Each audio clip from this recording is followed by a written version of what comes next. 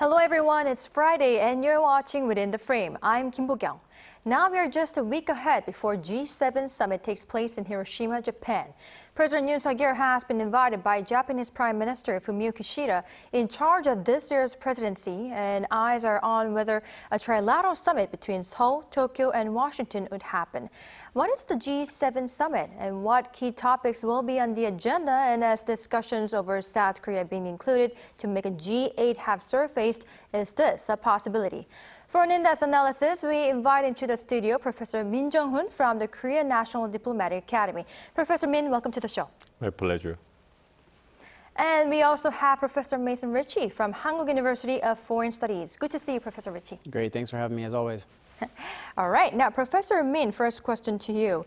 We have heard about the G7 summit so many times, but might not be familiar with what this exactly is. So what is the G7 and how long has the group existed? Okay, so let me give the audience the brief the history of the G7. The G7 summit is like an international forum or meeting held annually every year for the leaders of G7, the member states like France, United States, United Kingdom, Germany, Japan, Italy, and Canada, and the European Union. European Union is another country, but the annual member, plus the G7, the states. And the G7 summit began in the middle of the 1970s, and at the time, developed countries like the G5, G7 countries faced the various challenges, like the first oil crisis in 1973. So they began to recognize the need to create the annual meeting or forum to discuss policy coordination for various issues like macroeconomy, currency, trade, and energy at the highest level, the leaders level.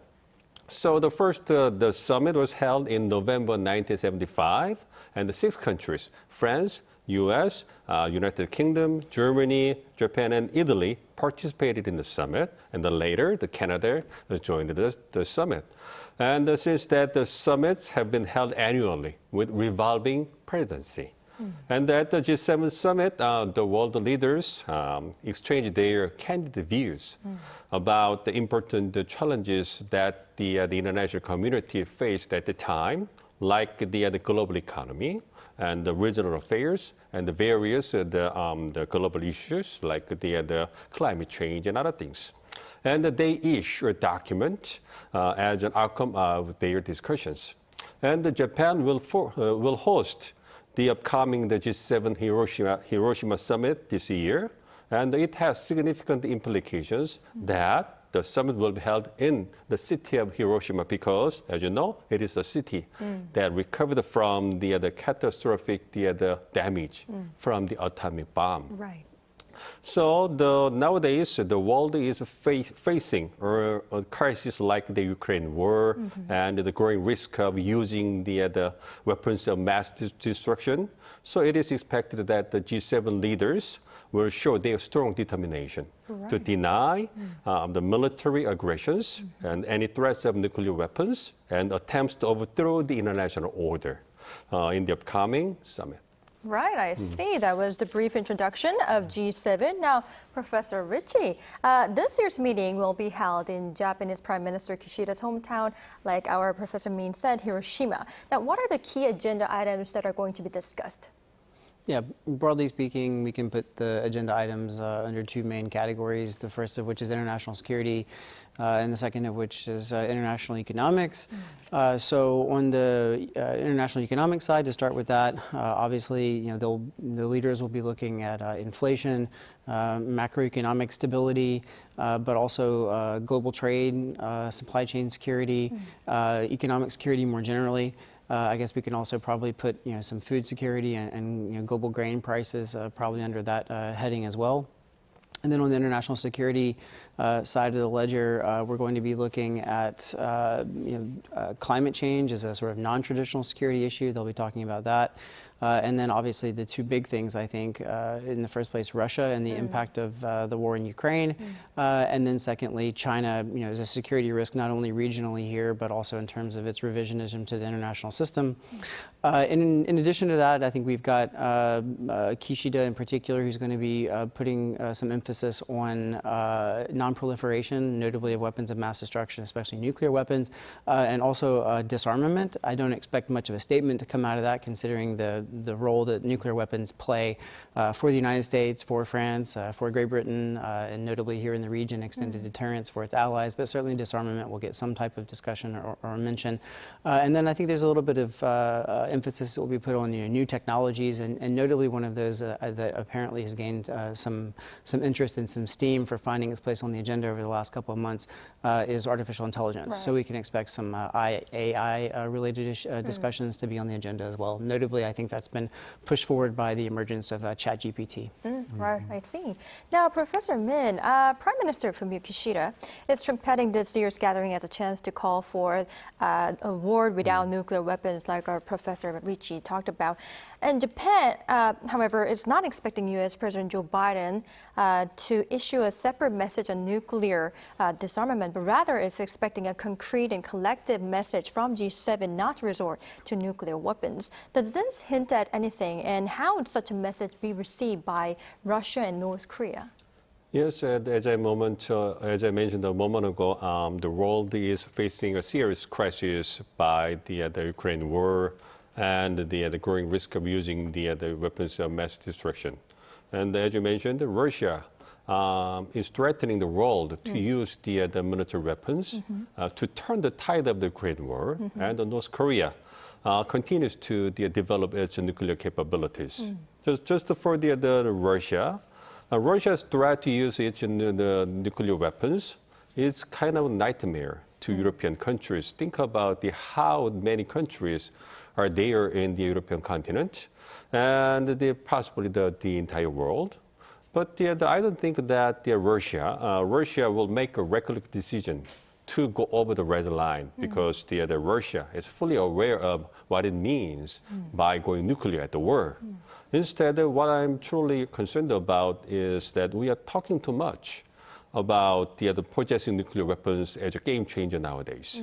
Okay? And it is also true that many countries are increasing their military spending due to their security concerns from the Ukraine war and the U.S.-China strategic competition. So I think this time the G7 leaders perceive that it's about time to let it come down, and will send a collective message, not the separate message by the superpower U.S. or the other countries, not to resort to the nuclear weapons. But there will be some difficulty as Professor Rich mentioned, in terms of making the kind of joint statements about that. Instead, they will send a message through their joint conference, a press conference or something like that. Anyway, they are trying to send a message.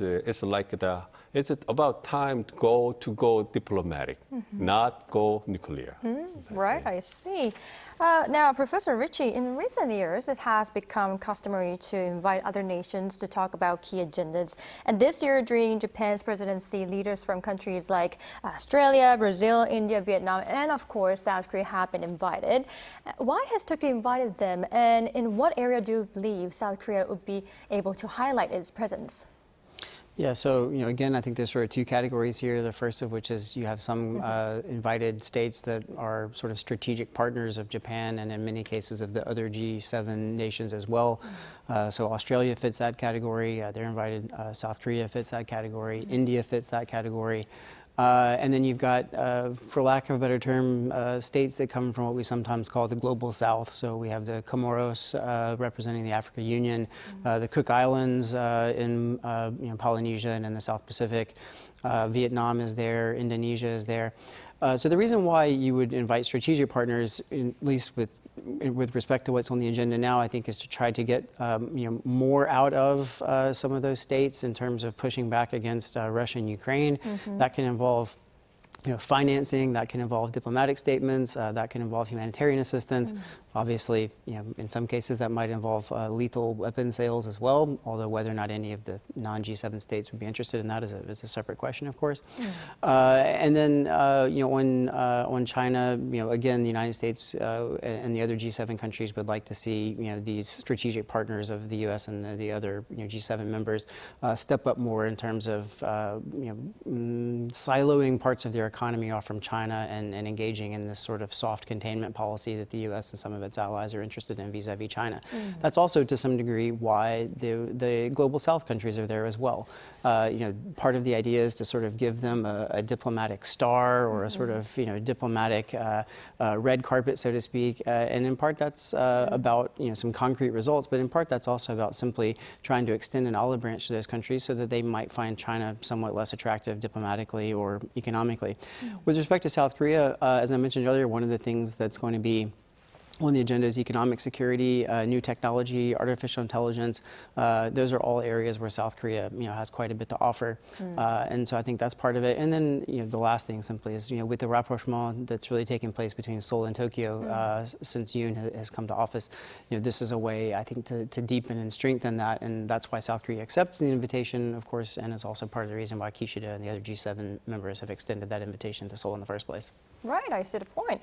Now, Professor Min, President Yoon Suk Yeol and Japanese Prime Minister Kishida decided to visit a memorial monument in Hiroshima established to remember Korean atomic bombing victims. What does their visit mean to those affected and for improving bilateral ties? Basically, it will be kind of political symbol that the two countries will work together to resolve the historical issues. Although it will take some time before we can see the actual progress or the kind of final solution to the issues. Well, anyway, it will be the first time that the South Korean president will make an official visit to the monument in Hiroshima to remember the victims, atomic bomb victims, and also it will be the second time for the Japanese Prime Minister to visit the monument. And more importantly, the fact that the two leaders are visiting the monument together will send a positive message that the two countries are moving together, working together to make a progress in the historical issues. And as you know, the historical issues between the two countries have been very sensitive and controversial. Right. And it will not be easy to resolve the issues in the near future. So I think it's important for both countries to work together what they can do at the moment to make a progress. And they also need to work together to improve their relations in the areas of security and economy, more specifically the high-tech industries. And they have common interests in coping with the increasing the threat from North Korea, and they also needed to make the cooperation in the field of advanced technologies. And personally, I think that improving cooperation in the fields of security and economy and possibly high-tech industries could be a useful leverage that the two leaders could rely on to manage and improve the relations with make a progress in the areas of the historical issues. Right, I see.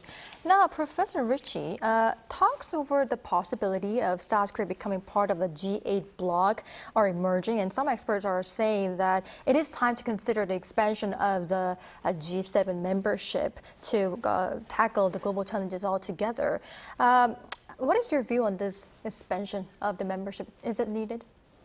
So personally, I come down on the side of thinking that it's probably time, and to some degree, I wouldn't only include South Korea. You could presumably include some other like-minded, significant, major middle powers, such as Australia potentially. Just to give one example, in an expanded G format.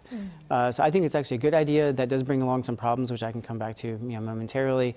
Personally, I think it's a good idea. The complications and the problems in the world are increasingly transnational, and so that means you need more than this sort of core group of states to be able to solve them.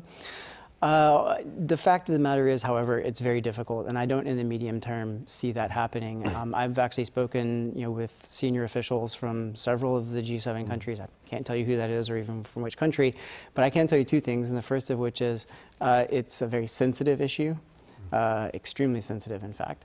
And secondly, there's not actually unanimity within the G7 on whether or not that would be a good idea or not to expand it. And in general, big states don't like to share the pie with small states, and it's always been that way. It always will be that way. The G7 is an exclusive club, and when you're a member of an exclusive club, you're not necessarily interested in expanding that. It's also simply the case that it would become more difficult to make decisions. When you add other voices into a consensus-based decision-making club, it becomes more complicated and time-consuming, and presumably could water down or dilute some of the ability of the G7 to respond quickly to certain types of issues. And then lastly, we have to remember Japan, of course, is one of the major members of the G7, this year even hosting it, obviously. And Japan and South Korea do, of course, have a number of difficulties that are still on the agenda. Just because they've gone through 6 months or a year of rapprochement doesn't mean that it's going to last that way forever. So I can imagine that from Japan's perspective, before they would want to move on this issue, that they would want to see more strategic consistency from South Korea going forward. And I think that's just a question of time before we would have an answer to that one way or the other. Right, I see the point. Now, Professor Min, I'd like to move on to the trilateral cooperation between Seoul, Tokyo, and Washington here.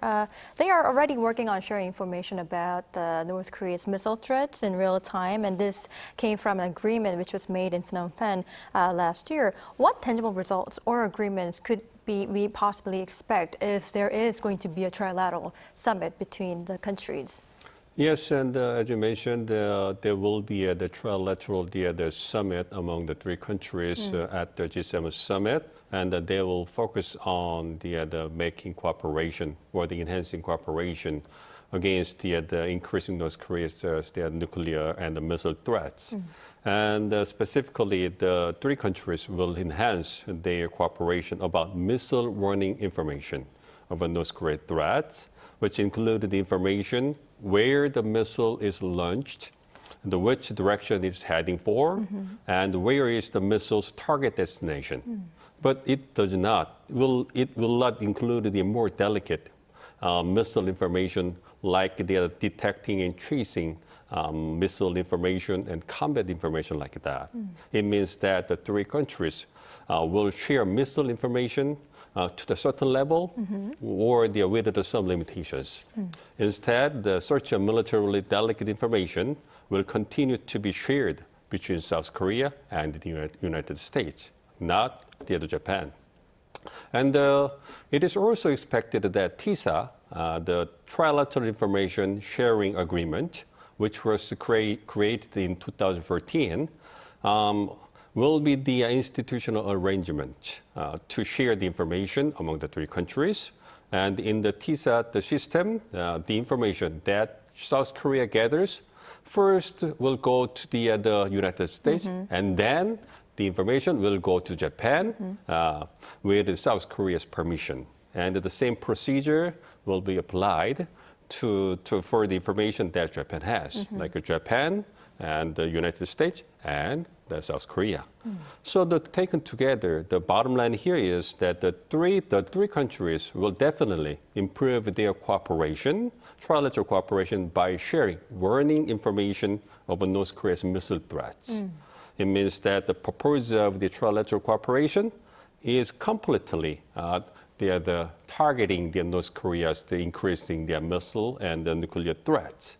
So it means that they want to avoid the unnecessary criticisms and the counterattacks by China and Russia. And personally, I think such a decision will be beneficial for both Japan and South Korea in their relations with China. Right, I see. Now, Professor Richey, because of the issue of debt default, we keep talking about the trilateral meeting, but U.S. President Biden hinted the possibility that he could cancel the trip if the debt ceiling talks went down to the wire, or he could just go virtual, right? Without Biden's presence, if that is the case, would it be difficult to continue to develop this trilateral cooperation talk?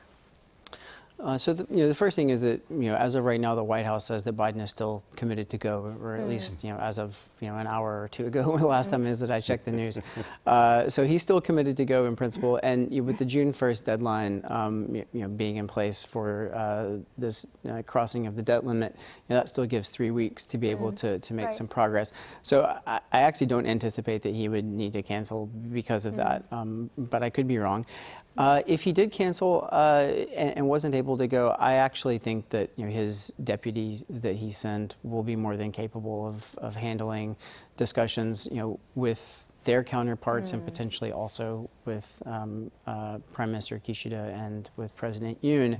Obviously not having the president, the U.S. president in the room does take a little bit of institutional gravitas away from that discussion. But to be honest, Biden is not a young man. And his team is running point on a lot of these things. I mean, he's still the president, and of course, he still makes the decisions. But his team in the Defense Department, his team in the State Department, his National Security Council, and his National Security Advisor, they're the ones who are doing a lot of the the actual work here and presenting him with options. And so until you would really get to a situation where a decision has to be made on trilateral cooperation, something that would be relatively difficult, and you would need to have the voice of the president weigh in. I think his deputies are more than capable of handling these types of working official, even highly senior official and quasi-leader level meetings. Right, I see the point. Now, Professor Min, we are running out of time, but I do want to ask you this. North Korea has remained quite silent for these days with regard to military provocations, but experts are saying that this G7 summit could be a period of time if they are to start the provocative movements again. What is your view on this? Basically, it's not strange that North Korea will resume the military provocations anytime. It's mainly because the Pyongyang seems to move or improve its military capabilities following its own schedules. And as you mentioned, many people expected that Pyongyang or North Korea would make missile provocations when the South Korea and the U.S. got their summits and the South Korea, Japan, the summit or something like that. But Pyongyang has been silent over 3 weeks. So it is not clear what political and diplomatic the considerations Kim Jong-un has got in relation to resuming the provocations. But instead, personally, I think that North Korea seems to have some technological problems in shooting its military spy satellites as a schedule, like sometime in April, or making technological the progress in its ICBM and SLBM the capabilities. So I'm not sure if North Korea will make missile provocations during the G7 summit because it's not clear whether North Korea would be able to resolve its own technological problems in a week. But it is almost certain that North Korea will come back to make military provocations when it is ready to go. So it means that the decision will mainly rely on the internal considerations like technological difficulties and the inevitable delay in North Korea, not the external factors like the G7 summit. It means that North Korea will move following its own schedules. Right, I see. That was clear. I'd like to ask more questions to our experts, but unfortunately, this is all the time we have for today's edition. But thank you, Professor Min, and of course, thank you, Professor Richey, for your insights. We really appreciate it. You're welcome. Thank you. All right, that's all for Within the Frame tonight. We'll be next Monday with more in-depth stories. Thank you for watching. Enjoy the weekend, and goodbye.